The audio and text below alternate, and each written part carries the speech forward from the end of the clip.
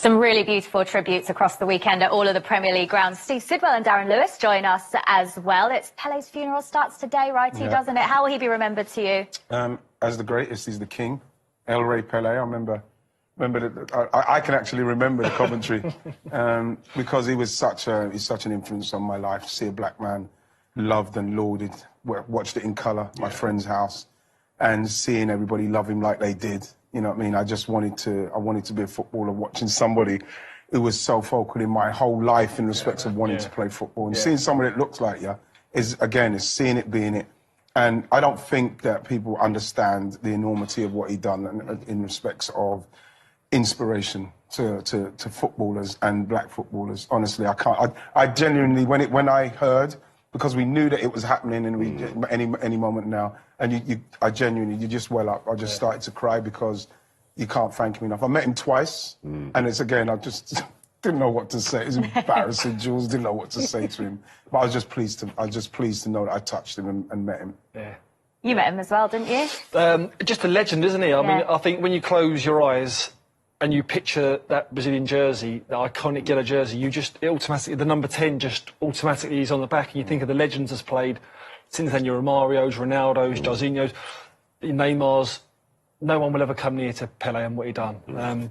Obviously, only see images and videos of him escape to victory. What a film that was with the overhead kick. But it was all Pele at one stage, whether that was the garden, in the street playing football, or in the park. The fact, Darren, that, you know, there are many of us that weren't even around when he was winning his first World Cup at the age of 17, and yet, even to this day, he's still used as the barometer for the greatest. That says it all, doesn't it, about the icon he is? I'm always fascinated by the debate around the greatest because he won the World Cup as a boy, scored 6 goals in 4 games at the World Cup. He's exhausted by the end of it. You look at the footage, he collapses into the arms of his teammates. And one of the Sweden players in '58 says, one of the goals he scored was so good, I wanted to applaud. I mean, this was an outstanding individual talent, full stop. To have the consistency to win 3 World Cups is just off the scale. Actually, people talk about favourite moments. One of my favourite moments was a goal he didn't score. The miss against Uruguay, where the ball comes in from the left-hand side. The move starts on the halfway line. It comes in from the left. He runs past the goalkeeper. The goalkeeper doesn't know which way he's going. He runs back to get the ball, hits it diagonally across goal. Had it gone in, it would have been the goal of the century. It just misses. But it's even the move sums up the fact that he loved to have fun on the pitch. You know, you get people who want to win. I've got to win this. I've got to win that. I've got to be driven by this. Brand this, brand that. Pele just wanted to have fun, and that's why so many people love him and were inspired by him. Yeah, what's so wonderful as well is that when everyone is remembering these moments, everyone's got a big smile on their face because that's the legacy that he leaves, isn't it, right? You haven't wiped the smile off your face all weekend either, have you? Arsenal into the new year, top of the league, 7 points clear. How are you feeling? Feeling very, Jules, there's only 16 games, obviously, because normally it'd be 21 games up to now. But I was saying the other day, Jules, about just enjoying the moment. The players are very much, they're keyed in, they're dialed into what they're doing. It's going to be tough. You know, again, you know, Man City are probably the only team that could probably take a couple of injuries to key players and still go on to do it. Arsenal know, and Arsenal fans know, that this is a very special time because it feels good. But if there is a couple of injuries, then all of a sudden, we're somewhere else. But at the moment, we're answering all the questions. And that's all you can do. You just take the next game, as cliched as that sounds, take the next game and don't get too carried away with everything, Jules. And that's, at the moment, I'm just enjoying that. I'm enjoying that aspect of it because it's very easy to start thinking of the guys on a like a... He came in dancing, guys. He came in dancing. Celebrating already. It's so tough not to get carried away because when you look at it, Darren, you're looking at the teams and Sids, you look at it and you feel like all the other teams are having that kind of Leicester season vibe where they're not quite where they're meant to be, and Arsenal are kind of like taking advantage at the moment. So that's why I feel like I feel. I mean, just off the back of that, I think a lot of people, when Jesus was injured, said, that's it, Arsenal are done.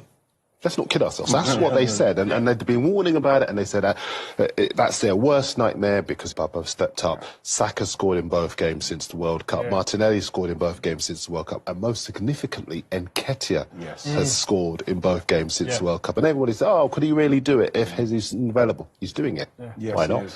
And one of the players you haven't mentioned there is Martin Odegaard, who is having a remarkable season. How important has he been to everything Arsenal have been doing well? huge responsibility, wasn't there? The captain's armband being given to him. He's accepted that. I mean, the assist against Brighton was. There's not many players in the Premier League. The ball that he passed to Martinelli. That one. Yeah. There's not many players that can do that in the Premier League. He's the one who's playing at the top of his game. Along with the others as well, they're showing a side, a personality, a character that even if they go a goal down, they don't have a little wobble. They may have a little spell, but they come back. You look at the games earlier in the season. Liverpool, when Arsenal went ahead, they get pegged back twice. They still go in and win the game. Spurs get pegged back. They still go on and win the game. So there's an element where games this year they're winning, whereas last year they wouldn't have probably seen them out. Can I ask you? Sometimes I do go a bit rogue. I love it. It goes rogue as you want. I just wanted to ask the boys about his leadership because he's a very different captain to the captain he'd had. Why is his leadership so effective? Because, like Mikel said, he's not a vocal captain. He leads by example, and going to Real Madrid at 15 and then not really settling anywhere. You know what I mean? Everybody's thinking that this guy is a phenom, he's going to be amazing, and still loans and not getting to where he needed to be, and then till Arsenal took him. I think Sociedad had him for a while. It was out of us and Sociedad, and we've got to get him back. We've got to get him back simply because when he came and they recognised the calibre of player that they had, how he fit into the squad and make him captain, it's kind of given him that kind of authority in himself to say, yes, I'm here now. I've arrived there. Because you had John Terry and you had John Terry, you had Tony Adams. They're both very different types of captains. Vocal, very but again, physical. it was a massitive call and one that's worked out from Arteta to go. He must have had a thinking process of going, right, who can take this role on? I could easily give it to a centre half, the most common one. But if I give it to Ødegaard, is that going to elevate him to really drive everyone around him? And it's worked out, and it's done wonders, because it reminds me of that environment, that culture that's at Arsenal, very much the England culture now, where everyone gets on, everyone's kind of the same age, there's a real good mix and a blend. And like I say, they're riding that wave at the moment, but there will be a wobbly patch, and that'll be the testing time. That's the thing. He's leading by example, the way he's playing. I think he's easily the informed, creative player in the league at the moment. And like you rightly mentioned, Eddie Nketiah is under a lot of pressure. People are thinking, well, is he going to do it? They just signed a new deal the other day. Everybody's talking about how much he's supposedly getting, and it's not even irrelevant what he's getting, because Mikel knows that he could come in and do it, and that's why. After the game the other day, Mikel gave him such a lovely long hug because he's happy for him. Yeah. He's happy that he's come in and he's done that. And there's still maybe a chance that Arsenal may try and sign somebody. But he knows that he's needed. He's come in and he's done it. Saka's done it. Partey, Ødegaard. Those are the ones. If Partey, Ødegaard and Saka stay fit, which is going to be very tough, then I think Arsenal got a very good chance of winning the league. Do you think that with Eddie Nketiah, is he... Like, you look at a profile, and is he like the name? Is he the big superstar name that can really spearhead every season for Arsenal? I mean, he's only young, and he's knocking on the door, and he's scoring the goals, and he deserves to start. But then you've got the likes of United, to Chelsea's. I'm sure Chelsea haven't got a striker, but he doesn't. Do you know what I mean? He's young to getting a chance, but is he the one to really be the profile up top? You've got to realise that now this moment, what he's in now, where Arsenal's main striker's out. He's the guy they've signed. He's been there since he's 14. He's a goal scorer at all the levels, under 21 level. Now we've seen him scoring cup. Now he's come on the stage and he's actually scoring. So this is his time to build that profile, to be that guy. Because then what people will see is that, well, when he came in, he was under pressure and he'd done it. Now people say, I want to take him as my main guy then. If Arsenal, because he's now proving that he can deal with that, Jules. He can deal with the fact that I could go in and I can be the main man. His link-up play's been good. He sniffs around the box, which is what he does well, and he's scoring the goals. What I like about him as well, though, is that when he was answering to those critics, he said, I don't want to be what Jesus is. No. I'm my own person. I'm my own player, and he's gone and proved that in the couple of matches that he's started in for Arsenal already. Looking at the Brighton game from the weekend, Wrighty, it was seen as a potential banana skin because Brighton came into that match off the back of a really comfortable victory against Southampton on Boxing Day. And there were a couple of moments in the game where Brighton were getting momentum. Yeah. At any point, were you worried? Yeah, I was a little bit worried, but the way we started the game, again, we didn't panic. We started the game how you wanted to. On the front foot, they made a mistake, we punished them, and then all of a sudden we're in control of the game. and then you score again. And then what you want to see from the team is a maturity where you're not taking liberties. You're playing the game how you're meant to play your game. And I thought they saw it out very well. Until the second half, you knew that Brighton were going to do something else. Yes, they had a couple of key players missing, McAllister's missing, Casado's missing, your top players missing. But at the same time, they were a problem to go there, especially Arsenal going there, Jules, knowing that City have dropped points and Newcastle have dropped points. So what you wanted to see was a management of the game. And I think there was a couple of instances in the second half where they weren't as tight. And I think that we saw that they scored the goal and they had another chance where they scored. Then they had one disallowed just by us. And those are the things that Arsenal have to now look at, okay, we need to manage the game from here. Yeah. You know, and those are the things that, like, can I close down quicker to make sure we stop that pass into our back line? Because then, unfortunately, William Saliba got the wrong side of his lane, he scored. But I wasn't worried too much because going into the game and the way they started, they were very comfortable. It's mainly now what I'd be more worried about is how they see it out, because you're going to have to see out games. Yeah. I think there's a really good parallel between Arsenal this season and last season in terms of, we talked at the start of the campaign about how they were winning games against teams they would slip up against, or would have slipped up against last season. Now, if you look at last season, they had games in hand on the other teams in the hunt for the Champions League. And there were occasions where they couldn't win those games. The pressure got to them. But this time around, they've got opportunities to build where other teams behind them drop points. 4 of the top 8 drop points this weekend, and they keep taking their chances.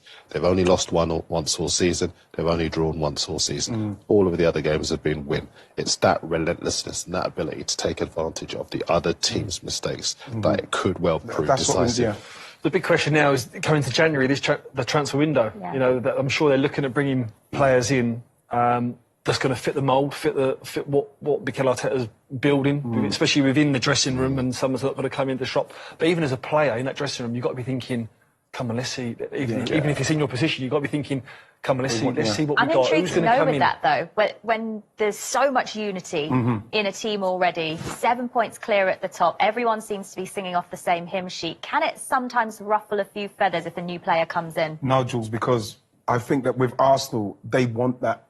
They want it simply because they know it's going to make the group better.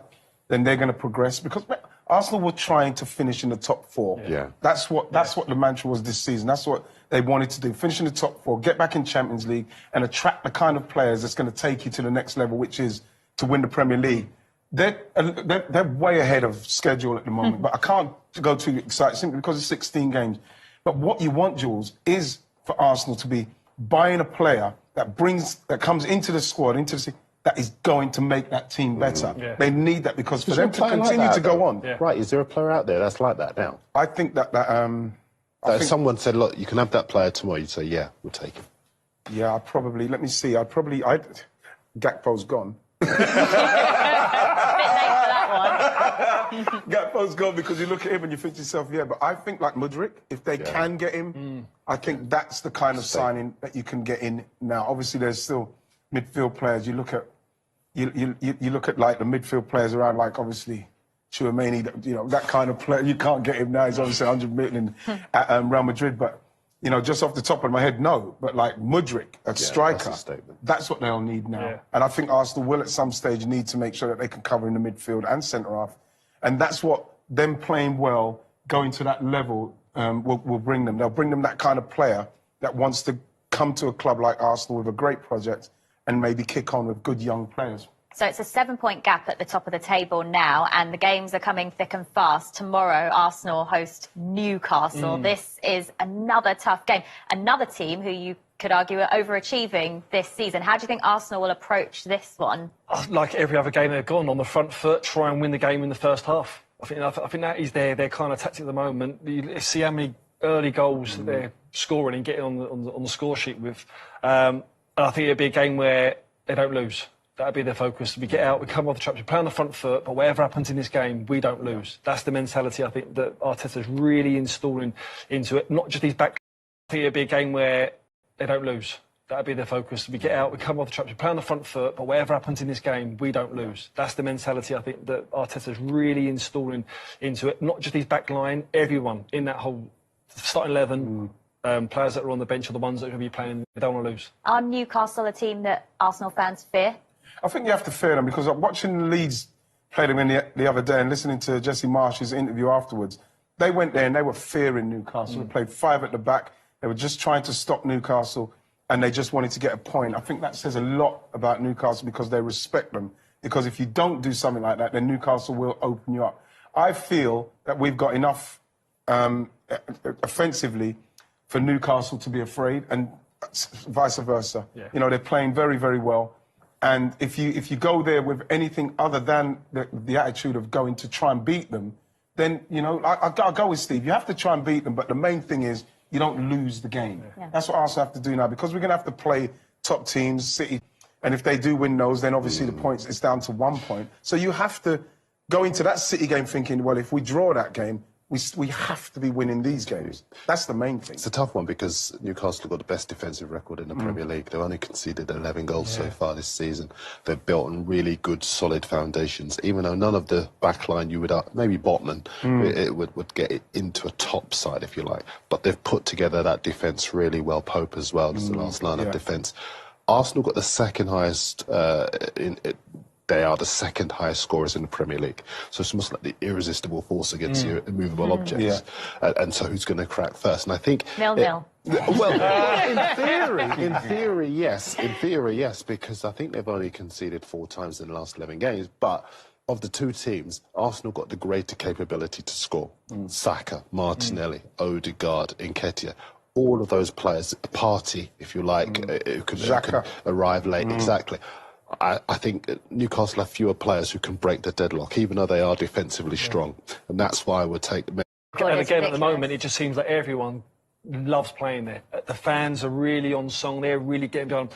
I've worked a couple of times this season. You can sense such a difference in the atmosphere at home games at Arsenal this season, more than any other season before. And the players, they're just, they're going out there and they're exuding all of that energy as well when they're taking it to players. So that's a huge factor for them this season. How much better is it at the Emirates now than it was a year ago, Wrighty? It's magnificent now, simply because Mikel, not only has he moved people out of the team, brought people into the team, but he knew that there was something missing between the fans and the players and the management. And you notice how quiet it's gone with the owners and everything.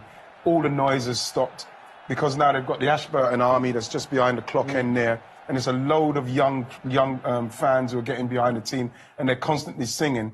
And it's something that Mikel always, when you listen to his interviews, he's always mentioned how important the fans are. And he's included the fans, and they feel that now. And like you listen to the players when they're talking. I remember when William Saliba, when he scored the own goal there, the fans just started to sing his name in unison. And it just rose, everybody rose, and bam, they ended up going and scoring at the other end. And it's kind of, it's so important now, Jules. That if we're not hearing it now, you're feeling like, oh, the fans are not involved. We need them to get involved. It's magnificent for Arsenal. I think that documentary is the best thing Arsenal have done for the last probably 10, 15 years. Because I think it gave fans an insight. You're right to talk about the fans. They understand what the club are doing now because they got that insight into it. And all the big decisions that have been made has been vindicated. You know, taking the captaincy away, moving out some of the older players who maybe were resting on their laurels a little bit, maybe felt that they'd done it and that the club owed them rather than the other way around, bringing in younger, hungry players. All of those decisions have been vindicated. And when you look at the fact that the players that they've moved out haven't exactly gone on to set the world alight at other clubs, whereas the younger players that they've brought through have got the club to where they are, the fans understand it now. There's real context to what Arsenal are doing, and that's why there is that synergy, if you like, between the fans and the club.